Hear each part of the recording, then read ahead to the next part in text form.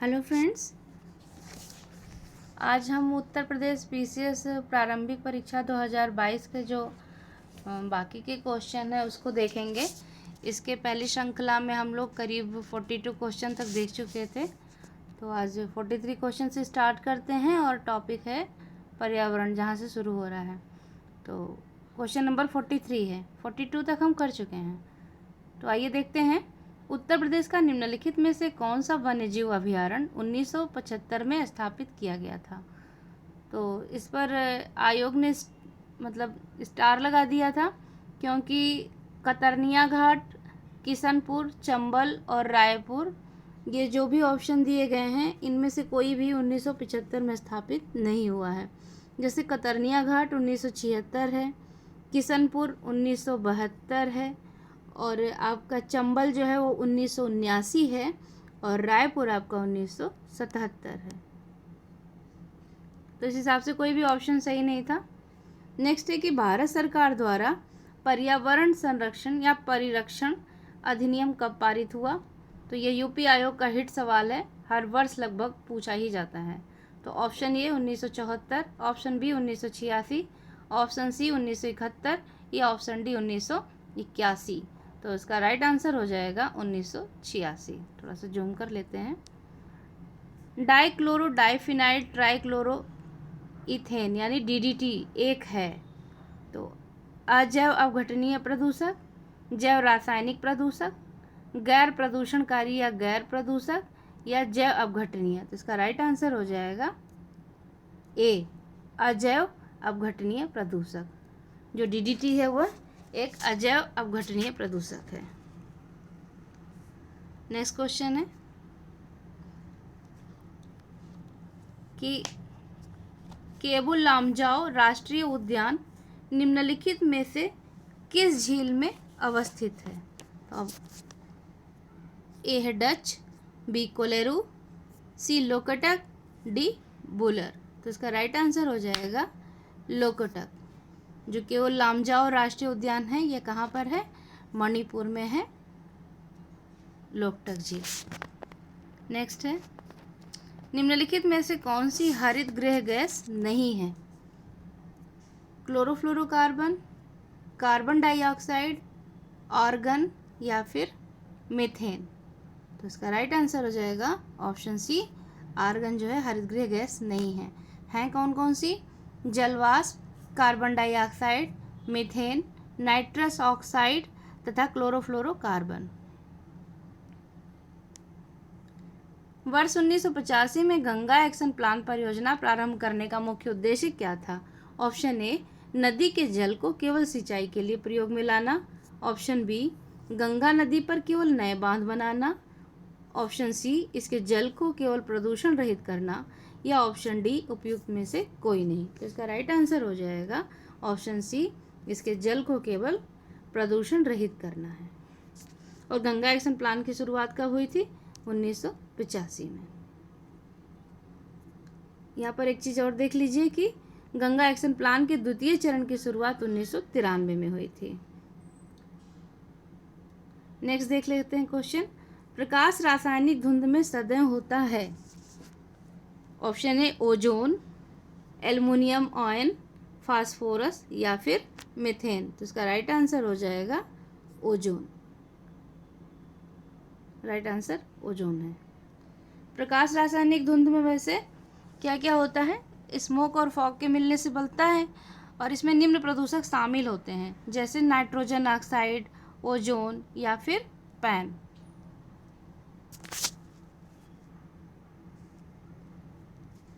Next question है कि निम्नलिखित में से कौन सा वृक्ष पर्यावरण के लिए खतरा है? तो ये सबको पता होगा, यूकेलिप्टस। नेक्स्ट क्वेश्चन, किस देश में प्राकृतिक आर्सेनिक प्रदूषित जल मिलता है? तो ऑप्शन ए है बांग्लादेश, ऑप्शन बी है पाकिस्तान, सी श्रीलंका या फिर डी भूटान। तो इसका राइट आंसर कौन सा हो जाएगा? बांग्लादेश। इसी कारण से आप देखते होंगे कि अपने यहाँ पश्चिम बंगाल में भी आर्सेनिक प्रदूषित जल की समस्या देखी जाती है। नेक्स्ट है, पृथ्वी का वायुमंडल निम्नलिखित में से मुख्यतः किसके द्वारा तप्त होता है? ऑप्शन है प्रकीर्ण सौर विकिरण, ऑप्शन बी लघु तरंग सौर विकिरण, ऑप्शन सी दीर्घ तरंग स्थलीय विकिरण, या ऑप्शन डी परावर्तित सौर विकिरण। तो इसका राइट आंसर हो जाएगा दीर्घ तरंग स्थलीय विकिरण। नेक्स्ट क्वेश्चन है कि भारत में सौर ऊर्जा द्वारा संचालित पहला हवाई अड्डा कौन सा रहा? या है तो option A Cochin, option B New Delhi, option C Chennai और ऑप्शन डी अहमदाबाद। तो इसका राइट आंसर हो जाएगा कोचीन।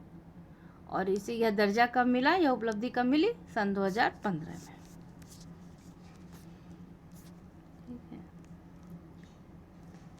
नेक्स्ट क्वेश्चन है India state of forest report 2021 के अनुसार निम्नलिखित में से किस राज्य ने पिछले 2 वर्षों में वन क्षेत्र में अधिकतम वृद्धि दर्ज की है? क्योंकि किसके बाद कोई फॉरेस्ट रिपोर्ट आई नहीं है, अभी 2 वर्ष बाद ही आती है, तो इसलिए यह सवाल अभी भी प्रासंगिक है। ऑप्शन ए है असम, बी आंध्रा, सी केरला, डी अरुणाचल प्रदेश। तो इसका राइट आंसर क्या है? Option B Andhra Pradesh. तो जहाँ बढ़ोतरी देखी गई है वो राज्य हैं आंध्र प्रदेश, तेलंगाना और उड़ीसा। आंध्र, तेलंगाना और उड़ीसा। ऐसे ही देख लीजिएगा कि कहाँ पर सबसे ज़्यादा कमी देखी गई। इसके साथ ही साथ ये देख लीजिएगा कि सबसे ज़्यादा मैंग्रोव वन कहाँ पाए जाते हैं, या मैंग्रोव वन में कमी किस क्षेत्र में या किस राज्य में देखी गई है। इस तरह से सवाल खूब पूछे जाते हैं। तो जब वन रिपोर्ट पढ़िए तो ये पॉइंट्स आप जो है ज़रूर नोट करिए और उन्हें याद करिए हो सके तो। नेक्स्ट नीचे 2 कथन दिए गए हैं। कथन 1 है लिम्नेटिक क्षेत्र में पादप प्लवक अधिकता में वृद्धि करते हैं। कारण है लिम्नेटिक क्षेत्र पानी का खुला क्षेत्र होता है। ऑप्शन ले लेते हैं। ए सही है परंतु आर गलत है।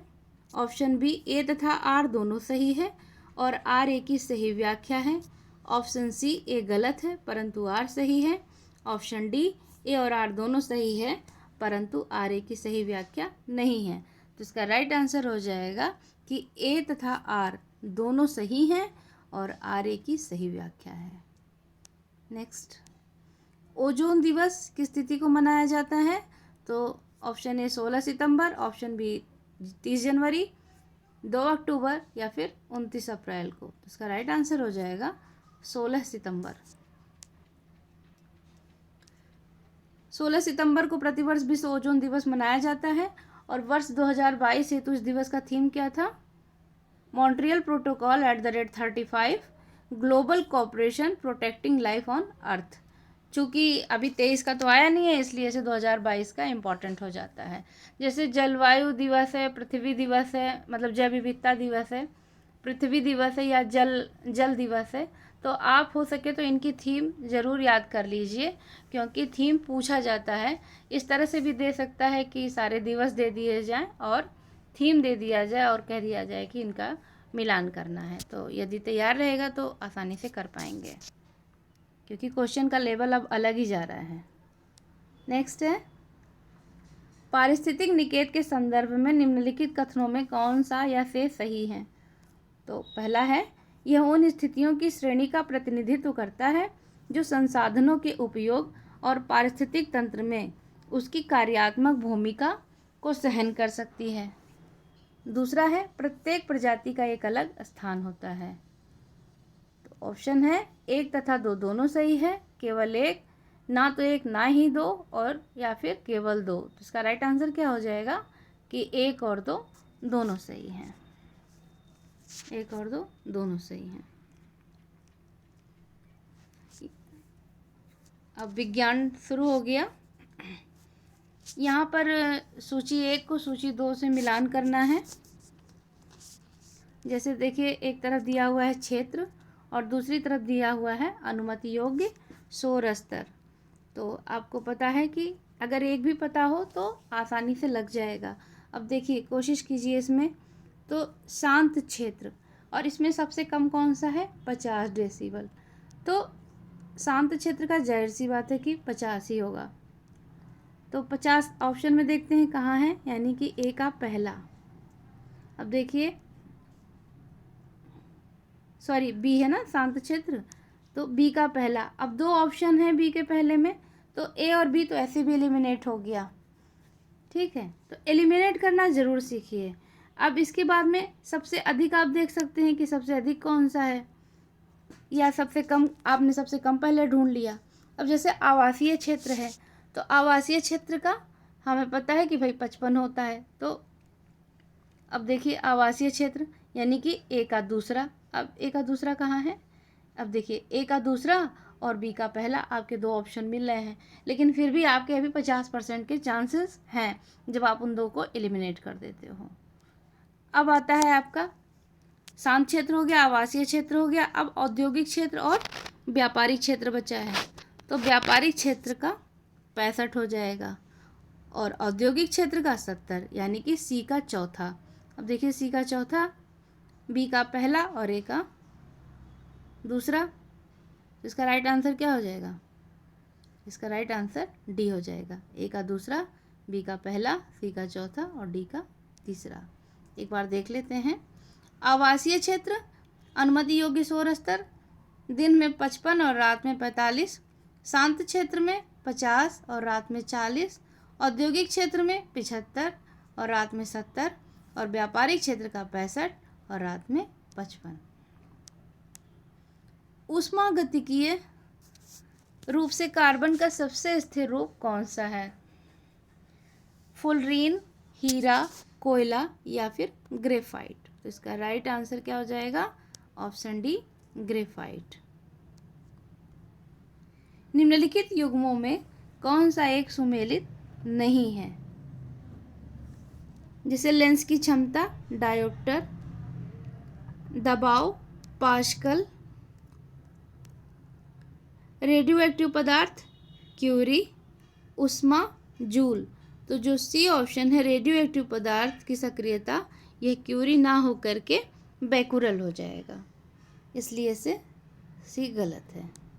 नेक्स्ट है, निम्नलिखित प्रकार के ऊष्मा इंजनों में से कार्बोरेटर का प्रयोग किसमें किया जाता है। ऑप्शन ए है भाप इंजन, बी है डीजल इंजन, सी है दोनों डीजल तथा पेट्रोल इंजन और ऑप्शन डी है पेट्रोल इंजन। तो इसका राइट आंसर हो जाएगा पेट्रोल इंजन। नेक्स्ट है, नीचे दिए गए यौगिकों में से कौन सा एक प्राकृतिक गैस का मुख्य अवयव है, हेक्सेन, मेथेन, ब्यूटेन या फिर बेंजीन। तो इसका राइट आंसर हो जाएगा methane, option B. Next question है, संपीड़ित प्राकृतिक गैस मुख्यतया किसकी बनी होती है। ऑप्शन ए है प्रोपेन से, बी ब्यूटेन से, सी मेथेन से या फिर डी एथेन से। तो इसका राइट आंसर भी सी होगा, मेथेन से। नेक्स्ट है, कथन कारण है, तो कथन देखते हैं। एक गिलास पानी में नमक का घोल समरस होता है, कारण पूरे हिस्से में विभिन्न संगठन वाला घोल समरस होता है। अब इसके कूट देख लेते हैं, इसके प्रिंट थोड़ा सा कम ठीक है। ए तथा ए सही है परंतु आर गलत है। ऑप्शन बी ए और आर दोनों सही हैं और आर ए की सही व्याख्या है। ऑप्शन सी ए गलत है परंतु आर सही है, या ऑप्शन डी ए और आर दोनों सही हैं परंतु आर ए की सही व्याख्या नहीं है। तो इसका राइट आंसर क्या हो जाएगा कि ए सही है परंतु आर गलत है। नेक्स्ट क्वेश्चन देखते हैं, सल्फा ड्रग निम्नलिखित में से किस प्रकार की औषधि है।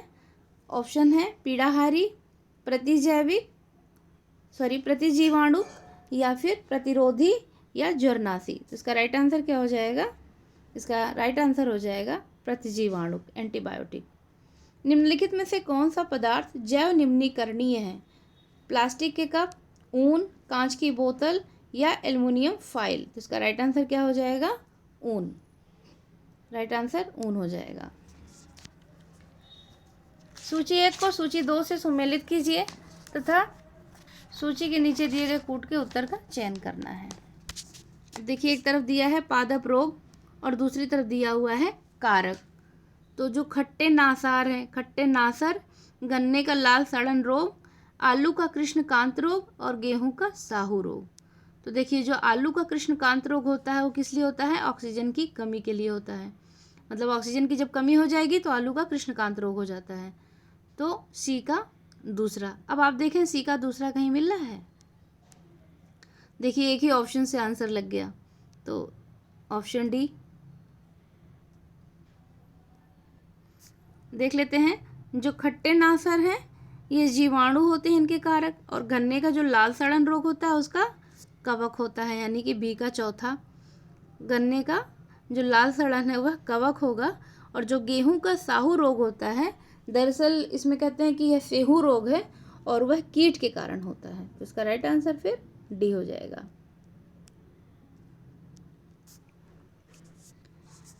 अगर आपको पादप से संबंधित कुछ सवाल देखने हैं, जैसे फसलों से रिलेटेड कि उनमें कौन सी बीमारी लगती है या कौन सी खाद्य की ज़रूरत होती है, तो ये सब सवाल पहले यूपीपीसीएस मेंस में पूछा जाता था। अगर आप लोगों के पास पेपर उपलब्ध हों तो ज़रूर देख के जाएं। नेक्स्ट, निम्नलिखित में से कौन सा स्तनधारी अंडे देता है? Option A loris, option B kangaroo, option C hedgehog या ऑप्शन डी एकेडिना। तो इसका राइट आंसर हो जाएगा एकेडिना। दरअसल एकेडिना तथा प्लैटिपस ऐसे स्तनधारी होते हैं जो अंडे देते हैं। नेक्स्ट क्वेश्चन है बेसिलस हीमोफिलस इन्फ्लुएंजा किसका कारक है? छोटे बच्चों में मेनिंजाइटिस के एक स्वरूप का, मस्तिष्क ज्वर जिसे कहते हैं, इन्फ्लुएंजा का, काली खांसी का, या फिर निमोनिया का। तो इसके दो आंसर हैं, छोटे बच्चों में मेनिंजाइटिस और निमोनिया। तो ए और डी दोनों सही हैं। सौर ऊर्जा को विद्युत ऊर्जा में किसके द्वारा परिवर्तित किया जाता है? ऑप्शन ए लेक्लेंच कोशिकाओं द्वारा, फोटोवोल्टाइक कोशिकाओं के द्वारा, शुष्क कोशिकाओं के द्वारा, या वोल्टाइक कोशिकाओं के द्वारा। तो इसका राइट आंसर क्या हो जाएगा? ऑप्शन बी फोटोवोल्टाइक कोशिकाओं के द्वारा। डेंगू बुखार निम्नलिखित में से किस मच्छर के काटने से होता है?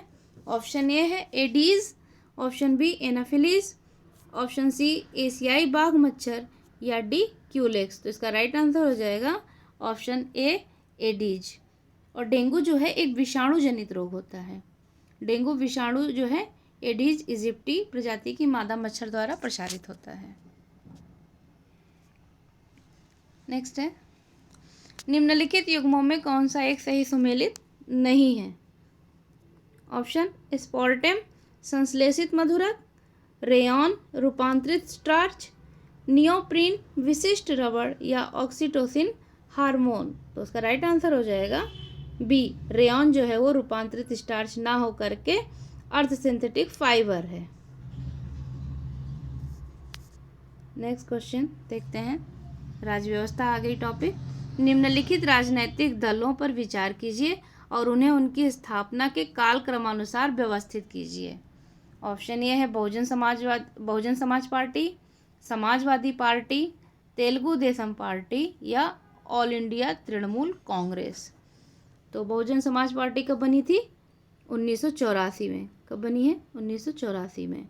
और समाजवादी पार्टी 1992, और तेलुगु देशम पार्टी 82, और ऑल इंडिया तृणमूल कांग्रेस जो है वो 1998। तो इस हिसाब से आंसर क्या हो जाएगा? 3, 1, 2, 4। देखिए कौन सा है option? 3, 1, 2, 4 option C right answer. फिर से देख लेते हैं। बहुजन समाज पार्टी 1984, समाजवादी पार्टी 1992, तेलुगु देशम 1982, और ऑल इंडिया तृणमूल कांग्रेस 1998।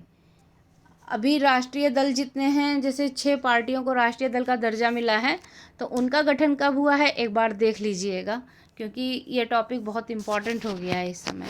आम आदमी पार्टी को राष्ट्रीय दल का दर्जा मिला है, तो कुछ 2 राज्य ऐसे हैं, 3 राज्य जिनसे जो है वो दर्जा छीन लिया गया है, तो उन लोगों को ज़रूर देख के जाइए, करंट और पॉलिटी दोनों में काम आएगा। नेक्स्ट है क्वेश्चन, भारत के नियंत्रक महालेखा परीक्षक की ऑडिट रिपोर्ट का परीक्षण करती है? लोक उपक्रम समिति, प्राक्कलन समिति, लोक लेखा समिति, या उपयुक्त में से कोई नहीं। तो इसका राइट आंसर हो जाएगा लोक लेखा समिति। और इसमें कितने सदस्य होते हैं? 22, 15 लोकसभा से और 7 राज्यसभा से। नेक्स्ट है कथन है 73वां संविधान संशोधन भारत के स्थानीय शासन के इतिहास में एक आधार स्तंभ के रूप में माना जाता है। कारण है 73वें संविधान संशोधन ने पंचायतों को अति अपेक्षित संवैधानिक दर्जा प्रदान किया है। ऑप्शन लेते हैं। ऑप्शन ए सही है परंतु आर गलत है। ऑप्शन बी ए तथा आर दोनों सही है तथा आर ए की सही व्याख्या है। ऑप्शन सी ए गलत है परंतु आर सही है। ऑप्शन डी ए तथा आर दोनों सही हैं परंतु आर ए की सही व्याख्या नहीं करता है। तो इसका राइट आंसर हो जाएगा ए तथा आर दोनों सही है तथा आर ए की सही व्याख्या है। नेक्स्ट है, सूची को मिलान करना है। दो सूचियां दी हुई हैं आपस में, एक तरफ अनुसूची है और एक तरफ विषय है। तो फिर से देखते हैं आसान सा कि कौन सा हमें याद होगा, आपको याद होगा। तो 8वीं अनुसूची में क्या है? भाषा। और तृतीय अनुसूची में शपथ या प्रतिज्ञान के रूप में। कैसे याद करेंगे? एक फिल्म आई थी तीसरी कसम, या फिर फणेश्वर नाथ रेणु जी के कहानी का नाम है तीसरी कसम। तो ऐसे आप ट्रिक याद रख सकते हो कि जो शपथ है या कसम है वो किस में है? तृतीय अनुसूची में। तो ऐसे आपको याद रहेगा। चतुर्थ अनुसूची में राज्य विधान परिषद में स्थानों का आवंटन है। ठीक है। इसके अलावा जो 7वीं अनुसूची है उसमें क्या है?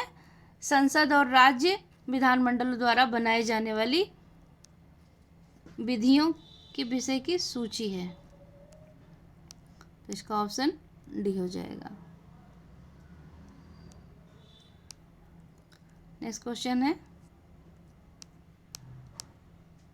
एक चीज़ और देख लीजिए कि इस सूची में कितने विषय हैं, क्या हैं, क्योंकि ये पूछा जाता है। जैसे 11वीं अनुसूची किससे संबंधित है, उसमें कितने विषय हैं। तो एक बार आप देख लीजिए, क्योंकि सूची और भाग जरूर याद होने चाहिए। एक तरफ समिति है, अगला क्वेश्चन है, और एक तरफ नियुक्ति का वर्ष है। जैसे बलवंत राय मेहता समिति, अशोक मेहता समिति, ML सिंघवी समिति और PK थुंगन समिति। तो बलवंत राय मेहता कब बनी है? 1957 में। अशोक राय मेहता समिति कब आई?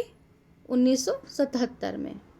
और सिंघवी कब आई है? 1986 में। और PK थुंगन समिति बनी है 1988 में। क्रम से ये 1 2 3 4। Option A. भारत में संसद के द्वारा पंचायत, जिसे एक्सटेंशन टू सबल्यूट एरियाज कानून कब पारित किया गया? जैसे इसका ऑप्शन है 1996, 1993, 1998 या फिर 1995। तो इसे कंफ्यूज मत होइएगा 1993 से, क्योंकि इसका ऑप्शन 1996 होगा। ऑप्शन ए इसका सही आंसर है। नेक्स्ट क्वेश्चन देखते हैं। निम्नलिखित में से कौन सा सही सुमेलित नहीं है? तो एक तरफ लोकसभा है और दूसरी तरफ चुनाव वर्ष दिया है। जैसे 11वीं लोकसभा 1996, 7वीं लोकसभा 1982, 13वीं 1999, 9वीं 1989। अब पूछ रहा है इसमें कौन सा सुमेलित नहीं है। आप ध्यान रखिए, जब भी सवाल पढ़िए तो नहीं है, सत्य असत्य को ज़रूर अंडरलाइन करिए। हम बार बार इस बात को दोहरा रहे हैं क्योंकि इससे आपके फिर ह्यूमन एरर होने के सवाल जो होते हैं उसकी संख्या कम हो जाएगी। तो इसमें जो राइट आंसर है, मतलब जो सुमेलित नहीं है, वह 7वीं लोकसभा है। इसमें 1982 दिया है, जबकि राइट आंसर होगा 1980। किस संविधान संशोधन के द्वारा दिल्ली को राष्ट्रीय राजधानी क्षेत्र बनाया गया? ऑप्शन ए 73वां, ऑप्शन बी 69वां, ऑप्शन सी 75 या फिर ऑप्शन डी 70वां संविधान संशोधन। तो इसका राइट आंसर हो जाएगा 69वां संविधान संशोधन। राइट आंसर है 69वां। नेक्स्ट क्वेश्चन है, संविधान की मूल संरचना की अवधारणा सर्वोच्च न्यायालय द्वारा किस वाद में प्रतिपादित की गई? किस वाद में प्रतिपादित की गई? ऑप्शन ए है गोलकनाथ बनाम पंजाब राज्य 1967, यूसुफ बनाम बम्बई राज्य 1954, केशवानंद भारती बनाम केरल राज्य 1973 या चित्रलेखा बनाम मैसूर राज्य 1964। तो संविधान की मूल संरचना से एक सवाल निश्चित ही आता है। केशवानंद भारती राइट आंसर है इसका, ऑप्शन सी केशवानंद भारती। इसे आप देख के जाएं। इसके अतिरिक्त ये भी देख लें, जैसे गोलकनाथ का केस है या बेरुबारी का केस है, कभी ये पूछ लेता है कि किस में प्रस्तावना को संविधान का अंग माना गया है, किस में नहीं माना गया है। तो जब आपको याद होगा तो प्रस्तावना से संबंधित जो भी सवाल हैं वो निश्चित ही आपको बढ़त दिलाएंगे, तो आप तैयार करके ज़रूर जाएं। संविधान में ये भी पूछ सकता है, जैसे प्रस्तावना में, कि कितने प्रकार के न्याय दिए गए हैं या कितने प्रकार की समानता की बात की गई है।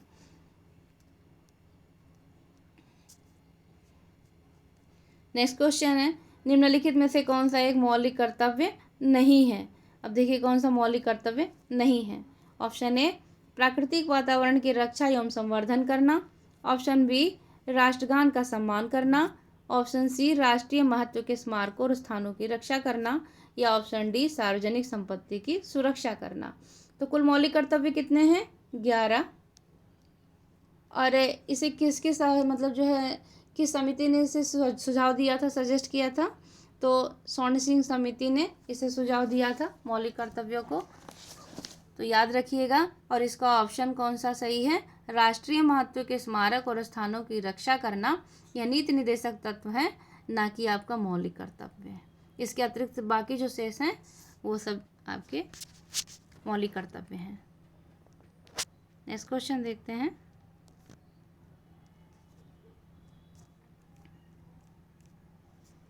निम्नलिखित में से किसने भारत के राष्ट्रपति का पद ग्रहण करने से पूर्व उपराष्ट्रपति के पद पर कार्य नहीं किया है? ऑप्शन ए है नीलम संजीव रेड्डी। ऑप्शन बी है R Venkat Raman. Option C है डॉक्टर शंकर दयाल शर्मा। या ऑप्शन डी है डॉक्टर जाकिर हुसैन। तो इसका राइट आंसर हो जाएगा ऑप्शन ए, नीलम संजीव रेड्डी। ये कभी उपराष्ट्रपति नहीं थे। नेक्स्ट है, शिक्षा का अधिकार मौलिक अधिकारों में सम्मिलित किया गया। ऑप्शन ए, 93वें संविधान संशोधन अधिनियम 2005 के द्वारा। 71वें संविधान संशोधन अधिनियम 1992 के द्वारा। 103वें संविधान संशोधन अधिनियम 2019 के द्वारा। या 86वें संविधान संशोधन अधिनियम 2002 के द्वारा। तो इसका राइट आंसर हो जाएगा 86वें संविधान संशोधन अधिनियम 2002 के द्वारा। इसके अतिरिक्त हाल फिलहाल में जो भी संविधान संशोधन हुए हों उनको एक बार देख लीजिए, जैसे 101, 102, 103, 104, 105। ये बहुत इम्पॉर्टेंट हैं और जल्दी हुए हैं, तो इसे ज़रूर देखिएगा, क्योंकि संशोधन से एक सवाल रहता ही है। समय कम है तो रिवीजन ही करिए, हो सके तो पेपर लगाइए, पेपर लगाने से आपका रिवीजन हो जाएगा। नेक्स्ट क्वेश्चन है, 2 या 2 से अधिक राज्यों के लिए एक संयुक्त लोक सेवा आयोग बनाया जा सकता है। ऑप्शन ए है संबंधित राज्यों के निवेदन पर संसद द्वारा, लोकसभा द्वारा, संघ लोक सेवा आयोग द्वारा या राज्यसभा द्वारा। तो इसका राइट आंसर हो जाएगा संबंधित राज्यों के निवेदन पर संसद द्वारा। सूची मिलानी है फिर से। एक तरफ विधानसभा के नवनिर्वाचित सदस्य दिए गए हैं और दूसरी तरफ राज्य है। यद्यपि ये उस समय का करंट का सवाल था, इसकी जगह अगर आप चाहें तो जो हाल में जिन राज्यों में चुनाव हुआ है आप उनके विधानसभा अध्यक्ष और मुख्यमंत्रियों को देख सकते हैं। जैसे त्रिपुरा का हुआ है, नागालैंड का हुआ है, तो इन जो राज्य हैं वहाँ को आप देख के जाइए। अब ये तो उस समय का करंट था तो प्रासंगिक नहीं है, तो ऐसे ही जान लीजिए कि रमेश तावड़कर जो हैं वो गोवा राज्य के थे, कुलतार सिंह पंजाब के, और टी सत्यव्रत सिंह मणिपुर के, और रितु खंडूरी जो हैं वो उत्तराखंड की थी। इसका राइट ऑप्शन जो है ऑप्शन बी हो जाएगा। अब इसकी प्रासंगिकता नहीं रह गई है। नेक्स्ट क्वेश्चन देखते हैं कि प्रथम अंतरिम राष्ट्रीय सरकार की घोषणा की गई थी। ऑप्शन ए 24 अगस्त 1946, ऑप्शन बी 22 अगस्त 1946, ऑप्शन सी 25 अगस्त 1946 या फिर ऑप्शन डी 23 अगस्त 1946। तो इसका राइट आंसर हो जाएगा ऑप्शन ए 24 अगस्त 1946। नेक्स्ट क्वेश्चन है, सूची मिलान करना है फिर से। ट्रेड यूनियन और दलीय संबद्धता, जैसे भारतीय मजदूर संघ दिया है, Indian national trade union Congress है, यूनाइटेड ट्रेड यूनियन कांग्रेस है या all India trade union Congress है। अब पूछ रहा है कि कौन कौन सा मतलब जो दल है वो इनसे संबद्ध है। जैसे भारतीय मजदूर संघ किसकी है? भारतीय जनता पार्टी की। तो ए का चौथा हो जाएगा। Indian national trade union Congress किसकी है? भारतीय राष्ट्रीय कांग्रेस की, तो बी का दूसरा हो जाएगा, सॉरी पहला। भारतीय राष्ट्रीय कांग्रेस पहले नंबर पे है, तो बी का पहला हो जाएगा और ए का चौथा हो जाएगा। देखिए कूट मिल रहे हैं। और इसके अतिरिक्त all India trade union Congress किसका है? कम्युनिस्ट पार्टी ऑफ इंडिया का। कम्युनिस्ट पार्टी ऑफ इंडिया का कौन सा है? All India trade union Congress, यानी कि डी का तीसरा, सॉरी डी का तीसरा नहीं, कम्युनिस्ट पार्टी ऑफ इंडिया है, तो डी का दूसरा हो जाएगा। तो इसका राइट आंसर हो जाएगा बी। मिलान कर लेते हैं एक बार, हो सकता है ये पूछ भी ले।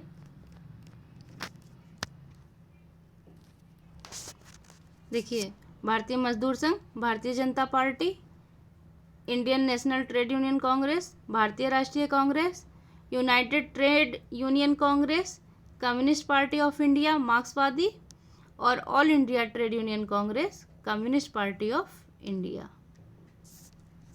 नेक्स्ट है, निम्नलिखित विषयों पर विचार कीजिए और उन्हें क्रम अनुसार जैसा संविधान में उल्लिखित है वैसे व्यवस्थित कीजिए।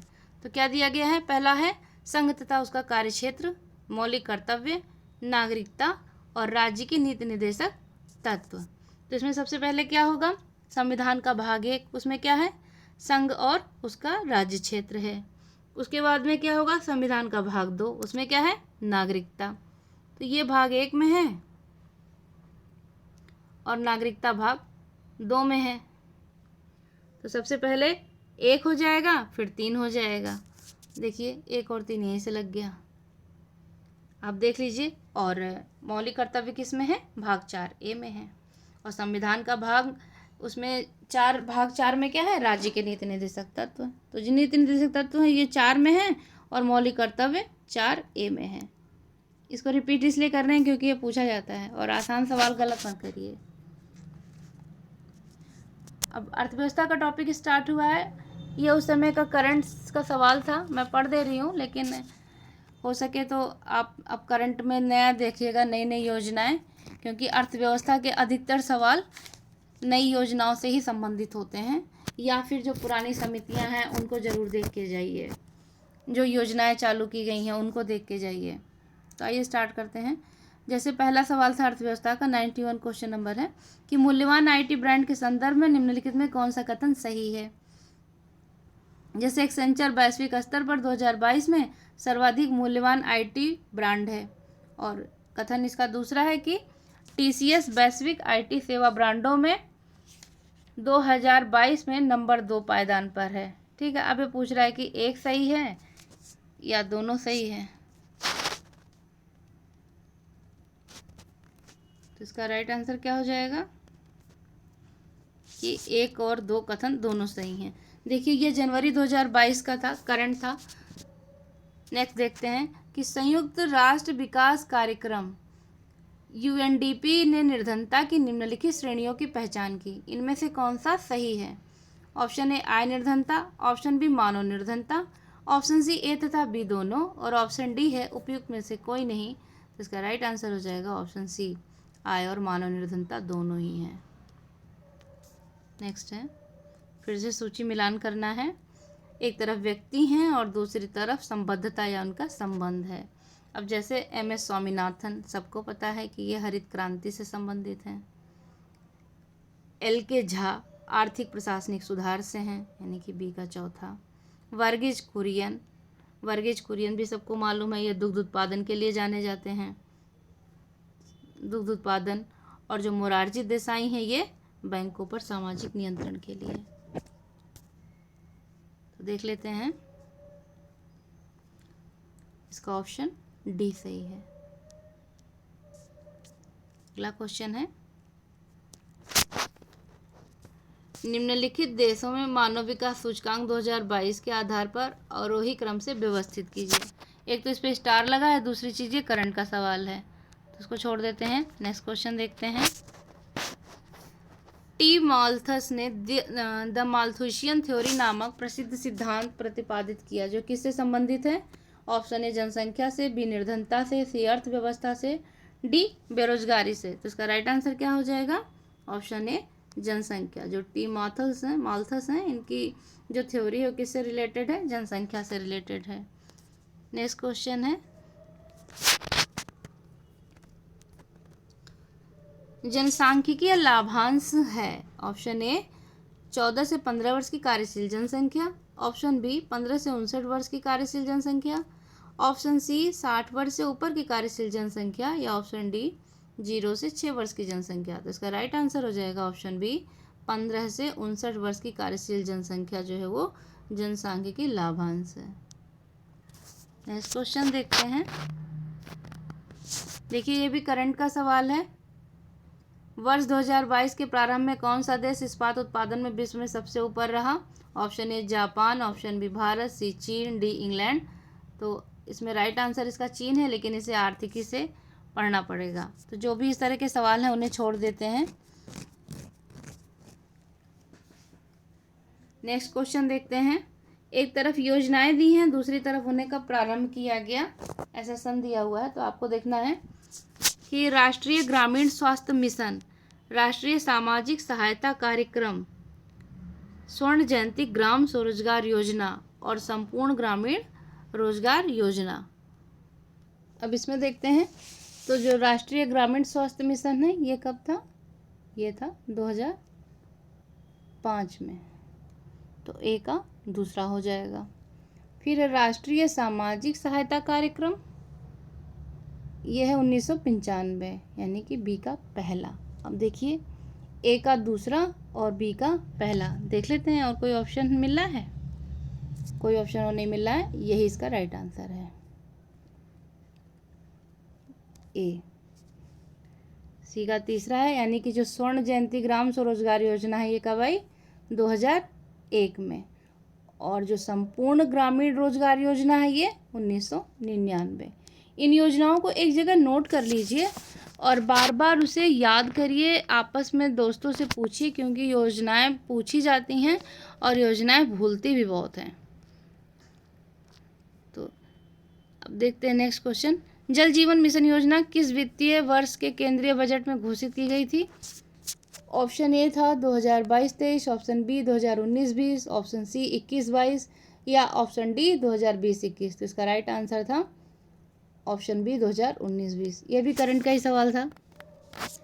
किस उत्पाद को इको मार्क दिया जाता है? ऑप्शन ए जो आर्थिक रूप से सक्षम हो, ऑप्शन बी जिसमें कार्बोहाइड्रेट प्रचुर मात्रा में हो, ऑप्शन सी जो मिलावट विहीन हो, या ऑप्शन डी जो पर्यावरण से मित्रवत हो। तो इसका राइट आंसर हो जाएगा जो पर्यावरण से मित्रवत हो,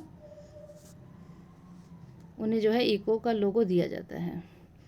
नेक्स्ट क्वेश्चन है, भारत में कृषि क्षेत्र में छूटों या मतलब फार्म सब्सिडी के संदर्भ में निम्न कथनों पर विचार कीजिए।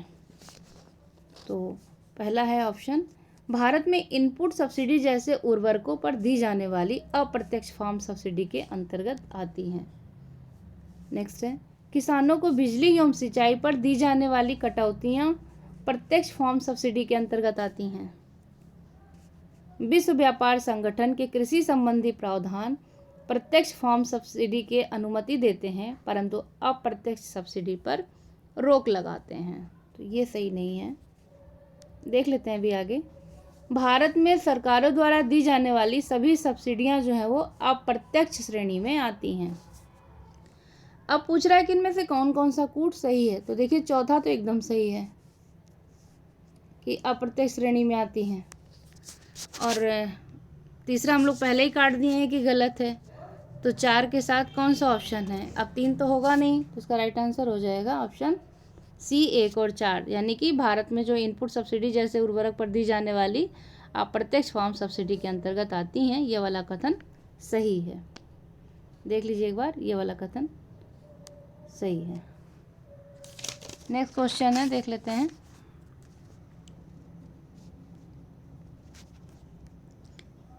LBS एक वित्तीय समावेशन के लिए भारत सरकार द्वारा उठाए गए आर्थिक उपायों में से एक है। इस परिप्रेक्ष्य में जो LBS ये है क्या? अग्रणी बैंकिंग योजना, ऋण बैंकिंग योजना या अग्रणी विभक्ति प्रणाली, या ऑप्शन डी है ऋण बैंकिंग प्रणाली। तो इसका राइट आंसर क्या होगा? ऑप्शन ए अग्रणी बैंकिंग योजना।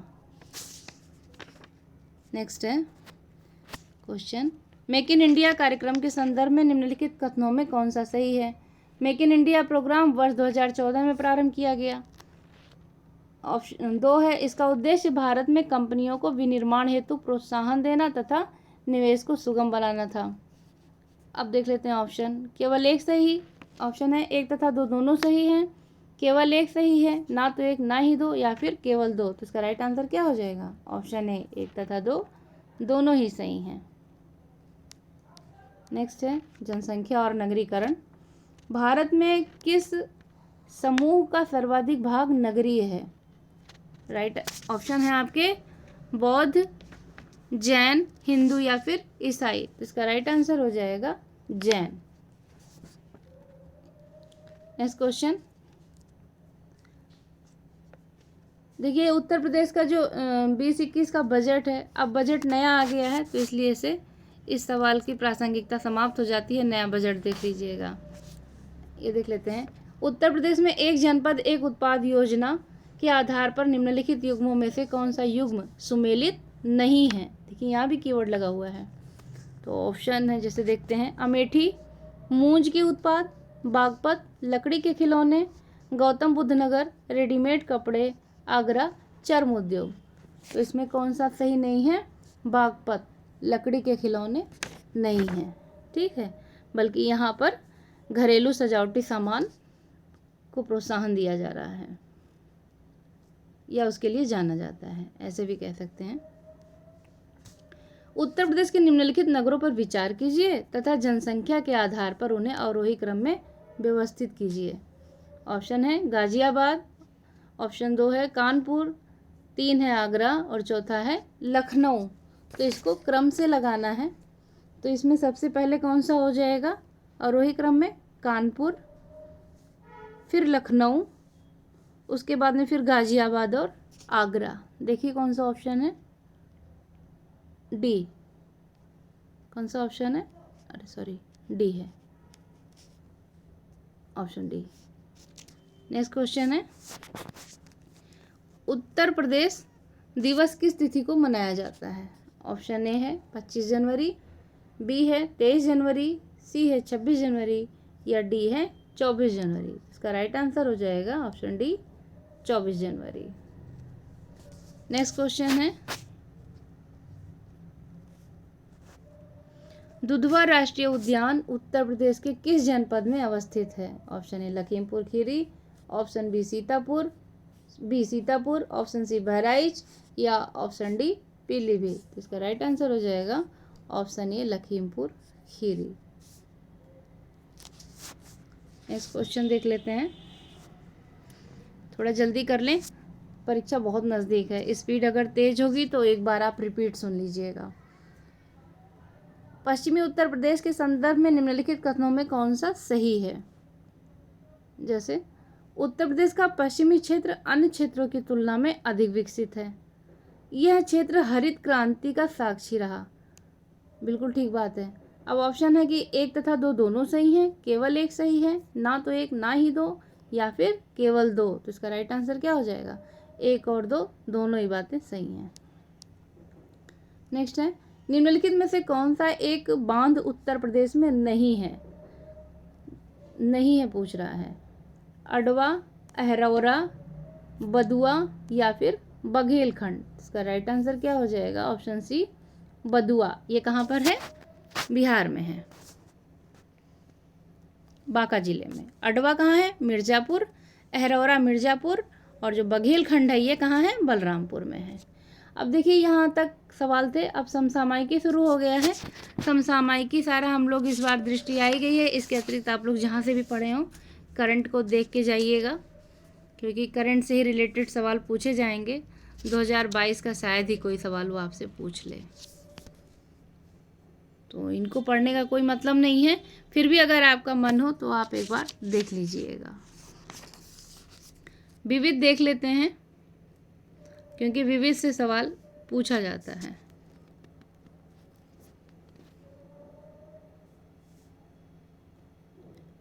एक सवाल यहाँ पर और अच्छा है, देखते हैं। जैसे कि एक तरफ दिवस दिया हुआ है, कौन कौन सा दिवस किस दिन मनाया जाता है, तो ये अभी भी वही है, इसलिए देख लेते हैं। जैसे 18 अप्रैल को विश्व विरासत दिवस, 22 मई को अंतर्राष्ट्रीय जैव विविधता दिवस, 29 जुलाई को अंतर्राष्ट्रीय बाघ दिवस और 5 दिसंबर को विश्व मिट्टी दिवस मनाया जाता है। एक चीज़ और, जो सतत विकास लक्ष्य हैं, अब उसमें से पूछता है कि इनको मैच कराइए, मतलब एक तरफ लक्ष्य दे देगा और दूसरी तरफ उनसे संबंधित मुद्दों को दे देगा। तो एक बार जो भी अपने 17 लक्ष्य हैं उन्हें आप ज़रूर देख लीजिए, क्योंकि सवाल अब इसी तरह से पूछ रहा है। जैसे देखिए यहाँ पर दिया है SDG 10, SDG 13, SDG 14, SDG 15 और दूसरी तरफ दिया हुआ है जलवायु परिवर्तन, भूमि पर जीवन, असमानताओं में कमी या फिर जल के नीचे जीवन, इस तरह से दिया हुआ है। अब जैसे SDG जो है 10, ये क्या है, असमानताओं में कमी है, तो एक ऑप्शन क्या हो जाएगा, 3 हो जाएगा। अब देखिए इसमें 2 ऑप्शन दिए हुए हैं। फिर SDG 13, ये क्या है, जलवायु परिवर्तन है, यानी कि बी का दूसरा हो जाएगा। तो ए का 3, मतलब ए का जो है 3 हो जाएगा और बी का पहला है जलवायु परिवर्तन। और जो 14 है ये जल के नीचे जीवन है और SDG 15 जो है वह भूमि पर जीवन है। तो इस हिसाब से ऑप्शन आपका बी हो जाएगा। तो ये क्वेश्चन एक था देखने लायक। अब देख लेते हैं कि विविध यूनाइटेड किंगडम का पार्टी गेट स्कैंडल क्या था, ये उस समय का करंट था। ऑप्शन है कि ब्रिटिश प्रधानमंत्री कार्यालय द्वारा कोविड-19 मानदंडों के उल्लंघन से संबंधित है। ऑप्शन बी, कंजर्वेटिव पार्टी द्वारा लोकतांत्रिक व्यवहार के मानदंडों के उल्लंघन से संबंधित है। ऑप्शन सी था, अमेरिका तथा इंग्लैंड में राजनीतिक दलों को गैरकानूनी फंडिंग से संबंधित है। या ऑप्शन डी, लेबर पार्टी द्वारा संसदीय व्यवहार के मानदंडों के उल्लंघन से संबंधित है। तो इसका राइट आंसर क्या था, ऑप्शन ए था, ब्रिटिश प्रधानमंत्री कार्यालय द्वारा कोविड-19 मानदंडों का उल्लंघन किया गया था, ये उसी से संबंधित था। करंट था ये भी, लेकिन विविध में है इसलिए देख लिया। नेक्स्ट है कि निर्धनता को एक सामाजिक समस्या माना है, जो कि लंदन में निर्धनता पर किए गए एक शोध का सर्वेक्षण, मतलब एक शोध सर्वेक्षण का परिणाम है। इस शोध के शोधार्थी कौन थे, मतलब कौन है जो इस पर शोध किया है, तो ऑप्शन ये है हेनरी जॉर्ज, ऑप्शन बी है आपका चार्ल्स बूथ, ऑप्शन सी है सर हेनरी मेन, या फिर ऑप्शन डी है किंग्सले डेविस। तो इसका राइट आंसर हो जाएगा आपका चार्ल्स बूथ। ठीक है, अगला क्वेश्चन देखते हैं। निम्नलिखित समाजशास्त्रियों में से किसने ग्राम्य नगरीकरण के विचार को विस्तार से बताया है? ऑप्शन ए है योगेंद्र सिंह, ऑप्शन बी है एच स्पेंसर, ऑप्शन सी है MN श्रीनिवास, या फिर ऑप्शन डी है GS घुर्रे। इसका आंसर क्या हो जाएगा, GS घुर्रे। नेक्स्ट क्वेश्चन है, निम्नलिखित में से किस स्तूप में आर्यक स्तंभ वाले मंच की विशेषता मिलती है? ऑप्शन ए है घंटसाल, ऑप्शन बी है बोध गया, ऑप्शन सी है नागार्जुन कोंडा, या फिर ऑप्शन डी है अमरावती। इसका राइट आंसर हो जाएगा अमरावती। राइट आंसर आपका अमरावती है। नेक्स्ट क्वेश्चन देखते हैं। निम्नलिखित में से किसने चिंतामणि भट्ट द्वारा रचित ग्रंथ सुख सप्तति का फारसी में अनुवाद कर उसका नाम तूतीनामा रखा? सुख सप्तति। ऑप्शन ए है अब्दुल रज्जाक, ऑप्शन बी है अमीर खुसरो, ऑप्शन डी है ख्वाजा जियाउद्दीन नक्शब, या फिर सिहाउद्दीन उल उमरी। तो इसका राइट आंसर हो जाएगा ख्वाजा जियाउद्दीन नक्शब। ये सब विविध के सवाल हैं, ऐसे ही आते हैं। एक तरफ ग्रंथ दिया हुआ है और दूसरी तरफ रचनाकार दिए गए हैं, जैसे रागमाला, रस कौमुदी, राग विबोध और चतुर्दंडी प्रकाशिका। तो रागमाला किसकी है, पुंडरीक विट्ठल की, यानी कि ए का तीसरा। और रस कौमुदी किसकी है, श्रीकंठ की, बी का चौथा। और राग विबोध किसका है, सोमनाथ का, सी का पहला। और चतुर्दंडी प्रकाशिका किसकी है? वेंकट रमन की, वेंकट रमन की।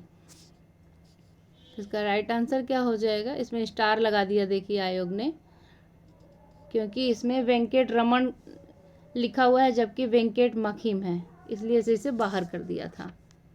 बाकी किताबों को आप देख लीजिए, यह यूपी आरओ में भी सवाल पूछा गया था।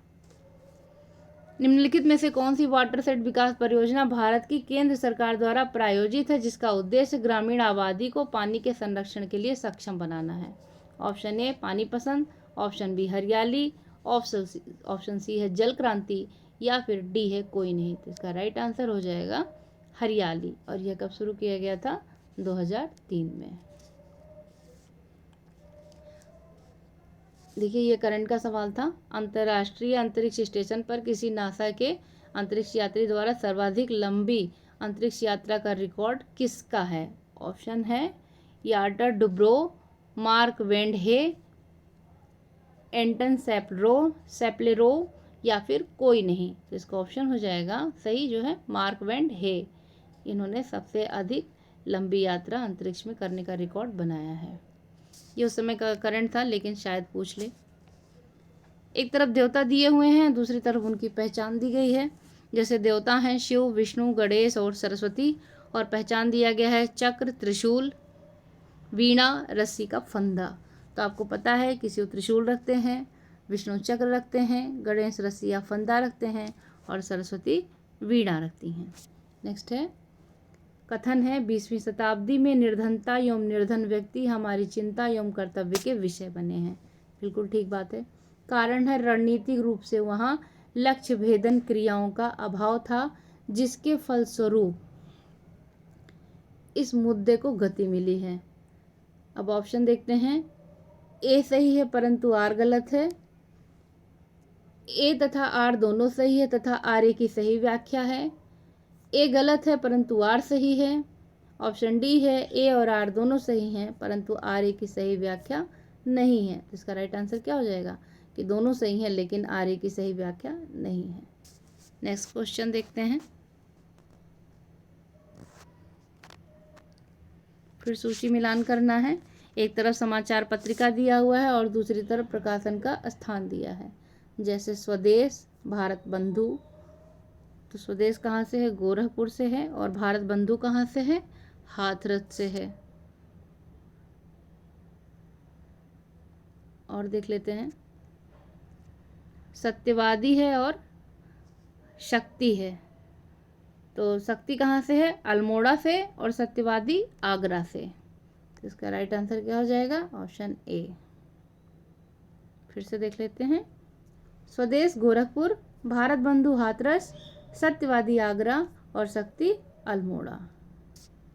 ठीक है। नेक्स्ट क्वेश्चन है नई दिल्ली की किस प्रसिद्ध इमारत को प्रधानमंत्री संग्रहालय में परिवर्तित किया गया है? यह भी करंट का सवाल था। Option A India Habitat Centre, option B Talkatora Stadium, option C Vigyan Bhavan, या ऑप्शन डी तीन मूर्ति भवन। इसका राइट आंसर हो जाएगा ऑप्शन डी तीन मूर्ति भवन। और यह उद्घाटन कब हुआ था? 14 अप्रैल 2022 को। किसने किया था? प्रधानमंत्री नरेंद्र मोदी जी ने।